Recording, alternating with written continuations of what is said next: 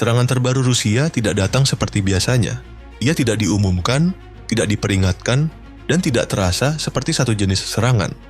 Yang muncul justru rangkaian kekuatan berbeda yang dilepas hampir bersamaan. Rudal yang melesat terlalu cepat untuk dihitung, drone jet yang menembus jarak ratusan kilometer, artileri presisi yang diarahkan langsung ke titik saraf pertahanan, serta kombinasi robot darat dan jet tempur yang secara aktif mencari dan menekan sistem Patriot milik Amerika. Semua ini berlangsung ketika istilah gencatan senjata kembali muncul dalam pernyataan resmi dan forum diplomasi. Kontradiksinya tajam. Apakah ini pamer kekuatan terakhir sebelum kompromi? Atau justru bukti bahwa Rusia sedang menyusun fase baru yang lebih agresif?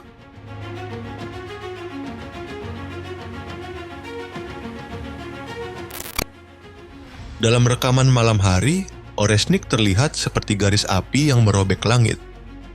Beberapa detik kemudian, suara tiba, bukan hanya terdengar, tapi terasa. Di Lviv, warga menggambarkan tanah bergetar singkat, seperti hentakan yang datang dari bawah, bukan dari udara. Sensasi itu asing, terutama bagi wilayah barat yang selama ini relatif jauh dari pusat serangan. Oresnik dikategorikan sebagai rudal balistik hipersonik jarak menengah, dengan kecepatan yang diklaim mencapai belasan ribu kilometer per jam. Dalam satu lintasan singkat, ia bisa menempuh jarak lebih dari 1.500 km. Dikembangkan dari basis RS-26 Rubes, sistem ini dirancang membawa beberapa hulu ledak, konvensional maupun nuklir, yang memungkinkan satu peluncuran mengancam lebih dari satu sasaran. Pada gelombang serangan Januari 2026, fokus diarahkan ke kota-kota strategis seperti Kiev dan Lviv, terutama infrastruktur bernilai tinggi. Keunggulan Oresnik bukan pada presisi halus ala senjata barat, melainkan pada kecepatan ekstrem yang memangkas waktu reaksi pertahanan udara. Namun di balik reputasinya, analis barat melihat keterbatasan. Statusnya masih semi-eksperimental, jumlahnya kecil, dan dampak kehancuran awal dinilai tidak maksimal. Bahkan muncul dugaan penggunaan hulu ledak uji coba.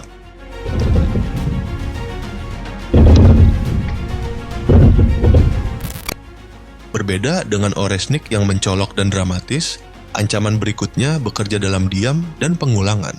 Fragmen logam yang ditemukan di medan bersalju menjadi tanda awal munculnya Geran 5. Rekaman intelijen Ukraina menunjukkan drone dengan profil panjang dan sayap tetap yang ramping, menandai lompatan desain dari varian sebelumnya.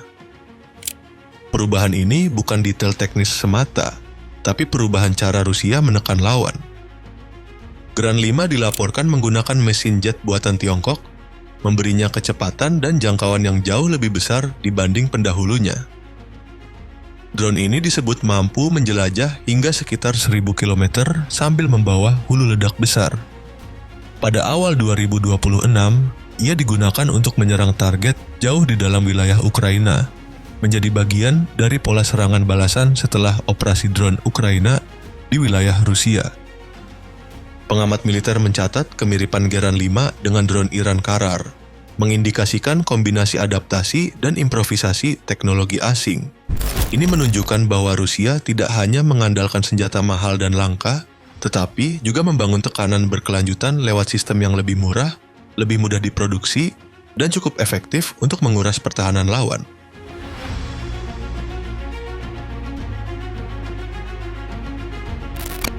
Setelah langit Ukraina dibuat tidak aman oleh drone dan rudal jarak jauh, Rusia mengubah pendekatan. Bukan lagi soal menghancurkan dari udara, tapi soal membuat setiap titik di darat terasa diawasi. Disinilah Krasnopol mulai berbicara. Krasnopol M2 bukan artileri biasa. Ia adalah peluru 152 mm yang mencari sasaran begitu laser menguncinya. Dengan tingkat penyimpangan hanya sekitar 1 hingga 2 meter, satu tembakan seringkali sudah cukup. Peluru ini bisa diluncurkan dari berbagai sistem artileri Rusia, mulai dari Gyatsin hingga Msta dan Koalitsia. dengan jarak tembak puluhan kilometer. Sasaran utamanya bukan hanya pasukan terbuka, tetapi juga bunker, titik pertahanan, dan kendaraan berat yang sebelumnya relatif aman dari tembakan tidak berpemandu. Keunggulan Krasnopol terletak pada kesederhanaan yang mematikan. Ia tidak bergantung pada sinyal satelit, sehingga gangguan elektronik memiliki efek terbatas.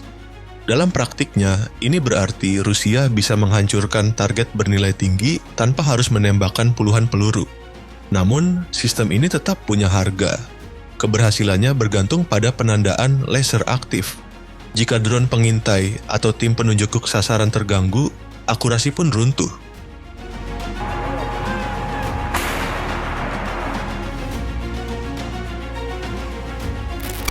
Ketika artileri presisi sudah membuat posisi darat tidak lagi stabil, langkah berikutnya adalah memotong urat saraf lawan.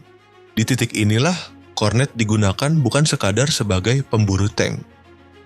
Salah satu rekaman paling mencolok memperlihatkan kornet ditembakkan rendah ke arah struktur kecil di atas platform terapung rusak di Kinburn Spit. Bukan tank, bukan bunker.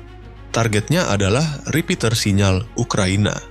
Satu hantaman cukup untuk mematikan sistem yang selama ini memperluas jangkauan UAV Ukraina di sepanjang Dnieper. Dampaknya tidak eksplosif secara visual, tapi signifikan secara operasional. Kornet adalah rudal anti-tank berpemandu laser dengan jangkauan beberapa kilometer.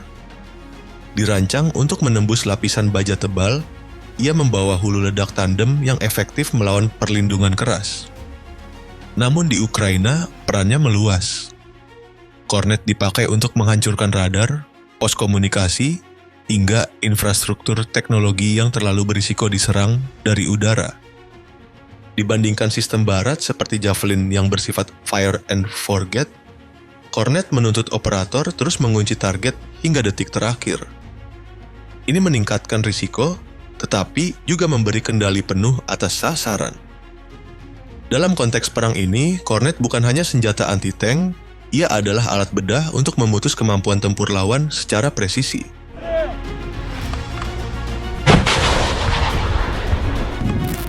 Setelah simpul komunikasi dan teknologi Ukraina dilemahkan, Rusia menggeser risiko paling berbahaya dari manusia ke mesin. Medan tempur darat tidak lagi sepenuhnya diisi prajurit, tetapi kendaraan tanpa awak yang bergerak lambat, senyap, dan sulit diprediksi. Cuplikan dari sumber Rusia memperlihatkan UGV Courier merangkak mendekati garis depan, berhenti di balik perlindungan tanah, lalu melepaskan tembakan. Rekaman lain menunjukkan varian Courier yang telah dimodifikasi digunakan langsung dalam pertempuran aktif. Unit kecil berantai yang berfungsi sebagai alat tekan, pengalih perhatian, sekaligus senjata. Courier adalah UGV, ringan berantai dengan kemampuan lintas medan tinggi. Dikendalikan jarak jauh melalui sistem komunikasi, kendaraan ini dapat beroperasi hingga belasan kilometer, dibatasi terutama oleh daya baterai.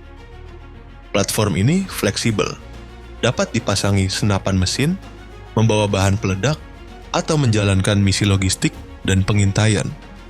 Profilnya rendah dan relatif sulit dinetralisasi oleh gangguan elektronik, meski ketergantungan pada baterai tetap menjadi titik lemahnya. Berbeda dengan Courier, Depesha mengusung konsep UGV roda. Menggunakan sasis 4x4 dengan suspensi independen, kendaraan ini lebih cepat dan stabil di medan terbuka. Depesha mampu membawa muatan berat hingga ratusan kilogram, menjadikannya alat pendukung multifungsi untuk suplai, evakuasi, atau platform sensor bergerak.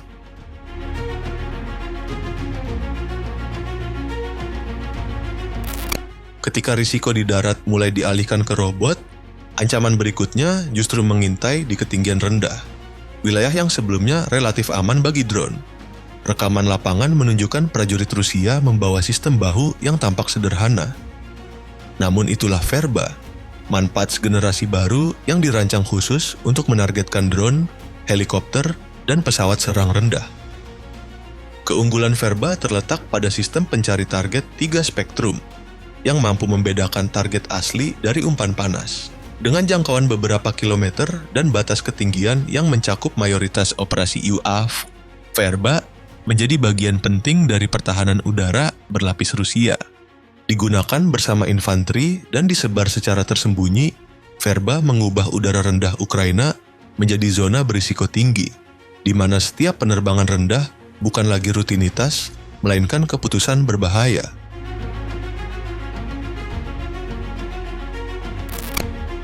Saat udara rendah dijaga oleh sistem manpats yang mematikan, pengendalian lapisan udara menengah dan tinggi menjadi penentu berikutnya. Rekaman misi udara menampilkan Su-30SM, 2 melaju cepat, menembakkan senjata jarak jauh, lalu keluar dari zona berisiko. Jet tempur multi-role Rusia ini digunakan untuk menyerang target strategis, termasuk sistem Patriot yang dipasok Amerika ke Ukraina. Sasaran yang selama ini dianggap benteng langit Ukraina. Su-30SM-2 adalah versi upgrade dari Su-30SM, dilengkapi mesin AL-41F-1S radar terbaru, avionik canggih, dan perlengkapan peperangan elektronik lebih kuat. Perpaduan ini memungkinkan pesawat mengidentifikasi target dari jarak jauh, menembakkan amunisi presisi, serta mengganggu radar lawan. Dalam operasi Ukraina, Su-30SM-2 berfungsi ganda, menetralkan pertahanan udara, melindungi pesawat serang, dan melaksanakan serangan darat presisi. Taktik improvisasi terlihat dari penggunaan stand-off attack dan sinkronisasi dengan drone, serta rudal jarak jauh, menjadikan Su-30SM-2 lebih dari sekadar pesawat tempur. Ia menjadi pemecah pertahanan berlapis di medan perang modern.